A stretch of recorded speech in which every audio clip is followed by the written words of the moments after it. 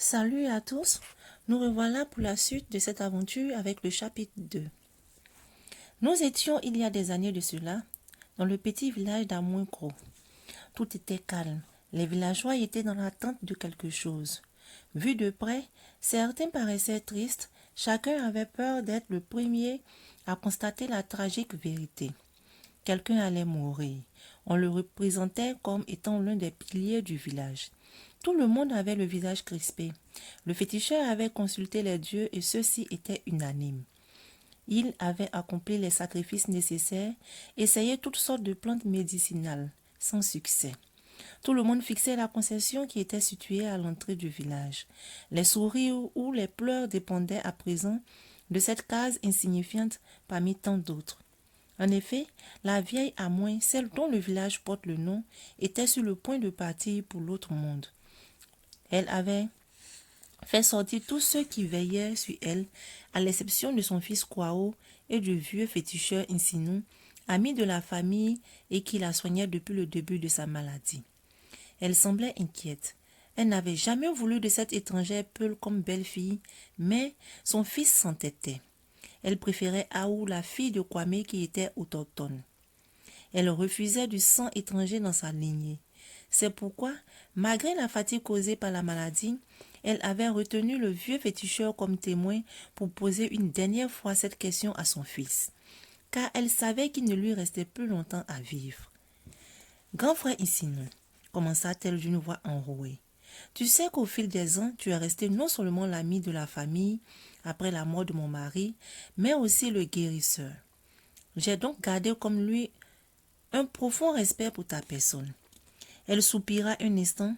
Insinou répondit. « En effet, petite sœur. » Il savait au fond de lui-même qu'Amoué n'en avait plus pour longtemps. Il avait acquis une certaine expérience au fil des années. Ne l'appelait-on pas Insinou, celui qui savait tout?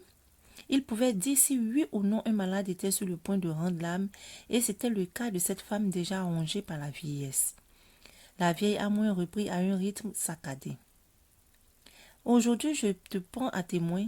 Demande à mon fils Kwao, laquelle de ces deux jeunes filles il veut épouser, la fille de Kwame ou cette étrangère que je déteste. » Le vieux Insinou fixa Kwao. Il n'aurait pas voulu être à la place du jeune homme à ce moment-là, car il savait en son fort intérieur qu'il était difficile de suivre à la lettre les vœux d'un défunt. Il s'adressa malgré lui à Kwao. « Kwao, mon fils, tu sais que je t'ai toujours considéré comme tel. Tu as entendu ce qu'a demandé ta mère. Que lui réponds-tu? » Papa Insinou. « Je suis prêt à satisfaire les vœux de ma mère. J'épouserai la fille de papa Kwame, mais... » « Mais quoi ?» hurla presque la vieille femme. Kwao poursuivit sans se troubler. « Ce que je voudrais dire est que tout en passant ses caprices à une mère, un fils peut bien s'adonner au sien propre. Je n'aime pas Aou, mais je l'épouserai pour faire plaisir à ma mère. Ensuite, je prendrai Nadia comme seconde épouse, car c'est vers elle que va mon cœur. » « Jamais, tu entends? Jamais. Mais maman, elle est enceinte. » C'était le comble pour Amouin, le scandale même. Kwao avait osé la défier en allant aussi loin. Elle lui coupa la parole toute essoufflée. « Tu as osé, Kwao.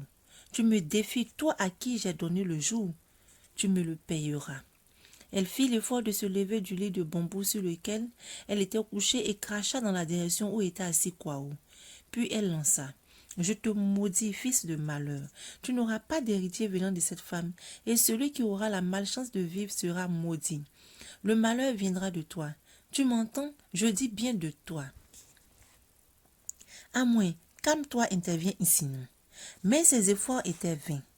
La vieille Amoué, retombée sur le lit de bambou, proférait des paroles incompréhensibles, invoquant tous les dieux du sacrilège. Impossible de l'arrêter. Elle s'épuisait, le visage transformé par la colère. Kwao restait jusque-là assis dans son coin, la tête baissée, encaissait tout sans broncher. Il avait réfléchi. S'il aimait vraiment Nadia, il ne faudrait surtout pas qu'il l'épouse. C'était signer son arrêt de mort. Il reconnaîtrait l'enfant mais n'épouserait pas la mère. Il devait se sacrifier. D'ailleurs, quand sa mère guérirait, il lui en reparlerait. Le jeune homme s'apprêtait à le dire à moins quand il se rendit compte que tout était redevenu calme dans la case. Insinou était penché sur la poitrine de la femme. Un regard du vieillard a suffi à Kwao pour comprendre. Sa mère venait de mourir et lui, un fils ingrat, avait aidé la maladie à avoir raison d'elle. Désormais, cette malédiction l'accompagnerait jusqu'à la fin de sa vie. Il devrait payer l'affront fait à sa mère et personne ne pourrait l'en délivrer maintenant que sa mère n'était plus. Le vieux Insinou sortit pour annoncer la triste nouvelle. Dehors, les pleurs se firent entendre. Bientôt, le tam-tam funèbre allait résonner propageant la terrible nouvelle. Kwao, resté seul, ne savait que faire. Allait-il pleurer ou simplement crier? Il s'agenouilla près du corps inerte, baissa les yeux et murmura.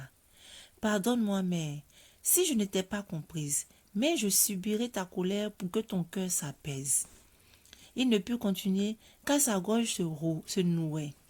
Enfin, quelques larmes perlaient sur son visage. C'est ainsi que les vieilles femmes le trouvèrent dans la case. Elles le firent sortir, accompagnées de 2 d'entre elles. Les autres allaient s'occuper de la morte. Les vieux arrivaient à leur tour et ce fut un balai incessant de pleurs et de lamentations. Les femmes qui allaient procéder au lavage du corps le transportèrent derrière la concession. Les autres se réunirent afin de consulter les ancêtres.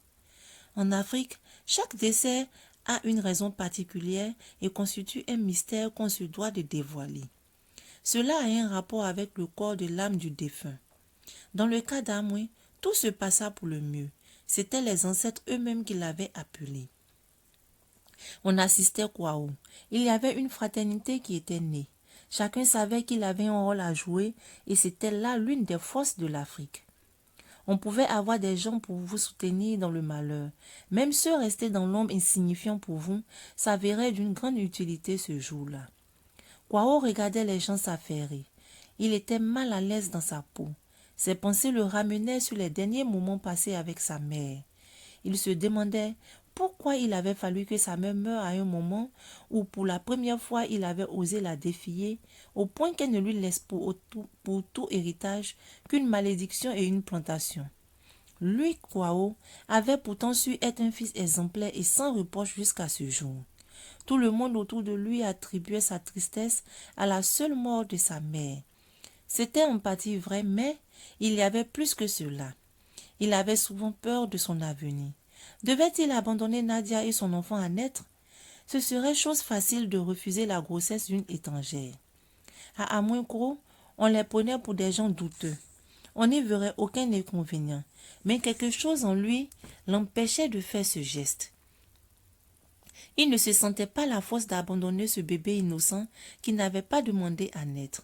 Il aurait honte toute sa vie devant son regard accusateur. Tout son être désirait ce petit quelque chose qui matérialisait son amour pour Nadia. Sa mère n'avait qu'à lui pardonner. Il n'épouserait peut-être pas sa dulcinée, mais l'enfant, il le reconnaîtrait. C'était son sang. Il ne pouvait ni le renier, ni le rejeter.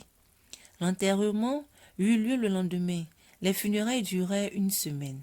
À Kwao, on présenta des oncles, des tantes, des grands-parents, des cousins et cousines éloignés. Bref, des gens de la famille restés jusque-là inconnus de lui. Kwao était l'unique fils de sa mère. Il n'eut donc pas de difficulté quant au partage des biens. Tout lui revenait. Ainsi s'achève notre chapitre 2. Si vous avez aimé la lecture, likez la vidéo afin de me donner plus de courage et de force à faire assez de vidéos. N'oubliez pas de taper sur la cloche de notification afin de ne pas manquer la suite avec le chapitre 3. Si vous avez des recommandations à me faire ou des conseils à me donner ainsi que des suggestions, envoyez-moi plus de commentaires afin que je puisse savoir ce qui vous a plu et je puisse m'améliorer pour la suite avec le chapitre 3. À très bientôt!